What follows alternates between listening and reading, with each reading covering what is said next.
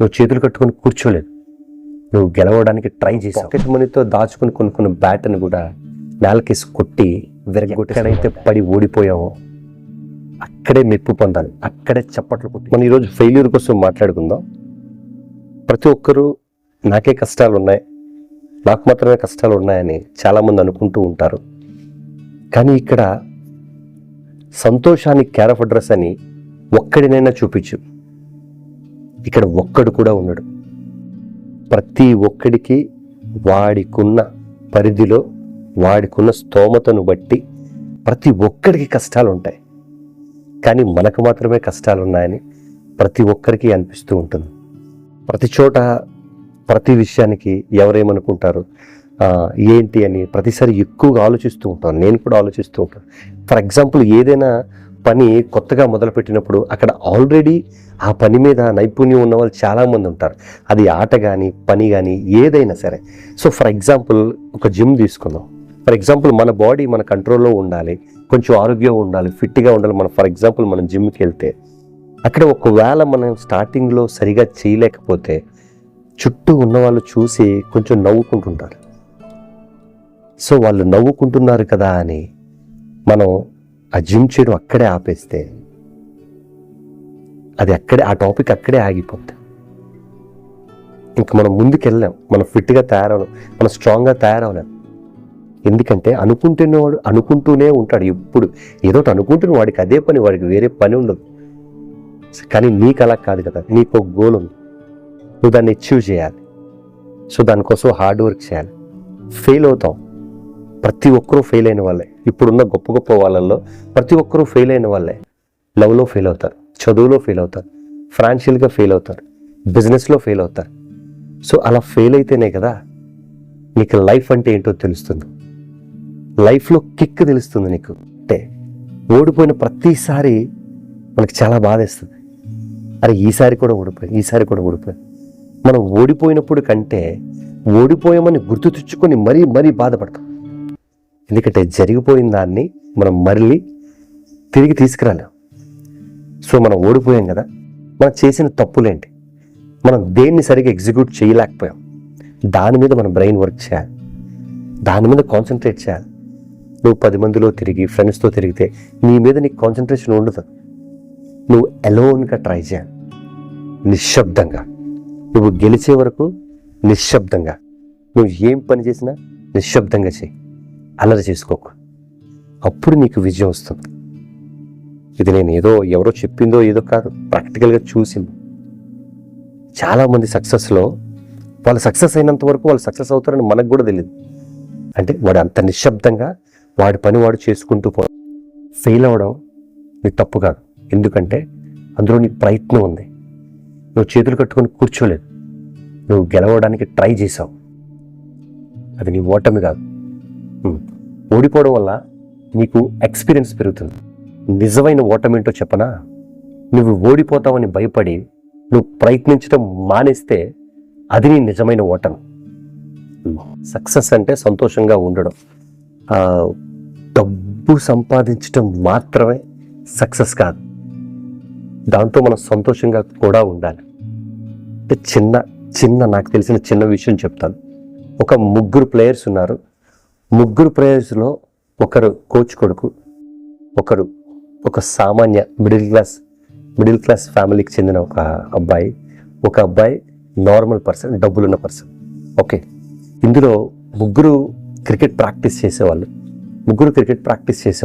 కానీ కోచ్ కొడుకు చాలా డబ్బులున్న వ్యక్తి. తను బ్రాండెడ్ బట్టలు ఇవన్నీ వేసుకొచ్చేవాడు. సో టైంకి వచ్చేవాడు కాదు. ఏదో అలా మాట వరుసకి వచ్చి ప్రాక్టీస్ చేసేవాడు. రెండో వాడు మిడిల్ క్లాస్ పర్సన్. తనకి క్రికెట్ అంటే ప్యాషన్, చాలా ఇష్టం, క్రికెట్ కోసం ప్రాణాలు ఇచ్చేస్తాడు. సో అటువంటి వ్యక్తికి, క్రికెట్ అంటే అంత ఇష్టమైన వ్యక్తికి తన ఇంట్లో తనకి 1% కూడా సపోర్ట్ రాలేదు. సో వాళ్ళ నాన్నగారు కానీ వాళ్ళ అమ్మగారు కానీ ఒక్కసారి కూడా తను సపోర్ట్ చేసి మాట్లాడలేదు. తను పాకెట్ మనీతో దాచుకుని కొనుక్కున్న బ్యాట్ని కూడా నేలకేసి కొట్టి విరగొట్టేసాడు వాళ్ళ డాడీ. ఒక్కసారి కూడా తన సపోర్టివ్గా తన గురించి ఎప్పుడు క్రికెట్ నేర్చుకోవాలని ఒక్కసారి కూడా తను అనలేదు. తన ప్లే గ్రౌండ్లో చూసిన ప్రతిసారి తన తరిమి కుట్టేవాడు. వాళ్ళు ఎంత వద్దన్నా సరే తను ఆడుకోవడానికి వెళ్ళి క్రికెట్ నేర్చుకునేవాడు. సో కట్ చేస్తే వాళ్ళ స్కూల్లో కూడా ఎప్పుడు ప్లే గ్రౌండ్లోనే ఉంటావా, నీకు అన్ని సున్నాలే వస్తున్నాయి, నీకు చదువు రాదు, నువ్వు వాడితే నువ్వు జీవితంలో బాగుపడలేవురా అని చెప్పారు. ఇప్పుడు నేను మీకు చెప్పిన కథ ఇద్దరి కథ. ఒకటి కోచ్ కొడుకు, ఒక రెస్పాన్సిబిలిటీ లేని కోచ్ కొడుకు, ఒక క్రికెట్ అంటే ప్రాణం ఇచ్చే ఒక మధ్యతరగతి తండ్రి కొడుకు.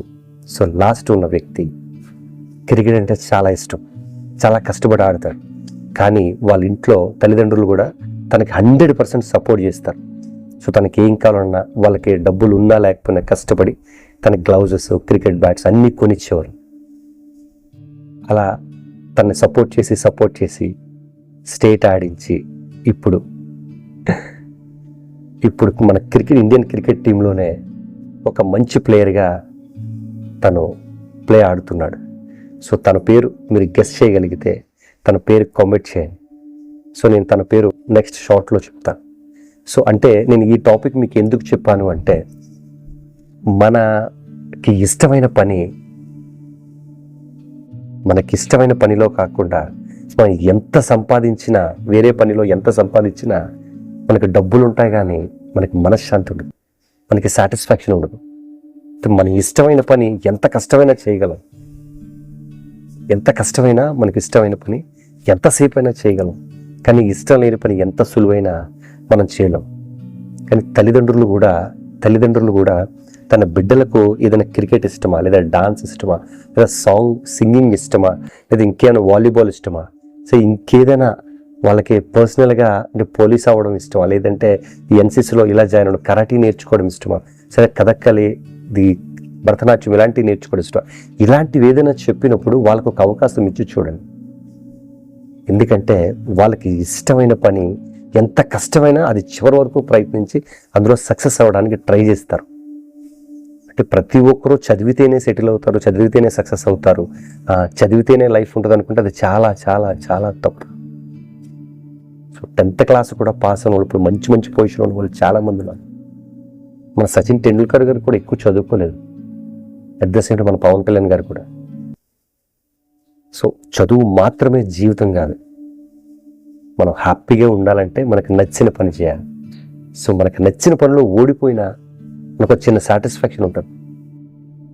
నిన్ను ఎవరైనా ఏదైనా అనినప్పుడు నువ్వు తగ్గిన ప్రతిసారి నువ్వేదో తక్కువైనట్టు, నీకేదో బలం లేనట్టు కాదు. నీకున్న పరిస్థితుల వల్ల నువ్వు అలా ఉండవలసి వచ్చింది. నీకు కూడా ఒక ఫైన్ డే టైం వస్తుంది, అప్పుడు నువ్వేంటో ప్రూవ్ చేసి వాళ్ళకి చూపించు. నీ సక్సెస్సే వాళ్ళ నోటికి తాళం. నువ్వు సక్సెస్ అవ్వడమే నిన్ను ఏలెత్తి చూపిన ప్రతి ఒక్కడికి నీ సమాధానం. నువ్వు తగ్గుతున్నావు అంటే నీ దగ్గర బలం లేదని కాదు, నీ బాధ్యత కోసం నువ్వు బాధ్యతగా ఆలోచిస్తున్నావని, నీకున్న రెస్పాన్సిబిలిటీస్ కోసం నువ్వు బాధ్యతగా ఆలోచించి కామ్గా కూల్గా ఉన్నావని. అంతేగాని నువ్వు ఎదుటివాడి కంటే తక్కువ అని కాదు. నీకు టైం వస్తుంది, అప్పుడు చూసుకుందాం. ఎన్ని మాటలు పడినా మనం గ్రౌండ్లోనే ప్రూవ్ చేసుకోవాలి. ఇంతకాలం మనకి గేమ్ నేర్పిన పాఠం అదే కదా. ఎక్కడైతే పడి ఓడిపోయావో అక్కడే మెప్పు పొందాలి, అక్కడే చప్పట్లు కొట్టించుకోవాలి, శబాష్ అనిపించుకోవాలి. జై హింద్. ప్రస్తుతం తెలుగుడు. నా వీడియోస్ కనుక నచ్చితే లైక్ చేయండి, షేర్ చేయండి, కామెంట్ చేయండి. ఇది ఎవరిని ఉద్దేశించి మాట్లాడింది కాదు, ఎవరిని కించపరచాలని చేసిన వీడియోస్ కాదు. నాకు లైఫ్లో జరిగినవి, నేను చూసినవి మీతో షేర్ చేసుకోవాలనిపించి ఈ వీడియోస్ చేస్తున్నాను. మీకు నా వీడియోస్ కనుక నచ్చితే, నేను ఎటువంటి వీడియోస్ చేస్తే బాగుంటుందో అని మీకు అనిపిస్తే ఆ టైప్ వీడియోస్, మీకు కావలసిన టైప్ వీడియోస్ నాకు కామెంట్ చేయండి. నేను అవి చేయడానికి ట్రై చేస్తాను. మీకు ఎటువంటి వీడియోస్ కావాలో. సక్సెస్ అవుదాం, ప్రయత్నిద్దాం, గెలుద్దాం. మీరు, మీతో పాటు నేను. ప్రస్తుతం తెలుగు. జై హింద్.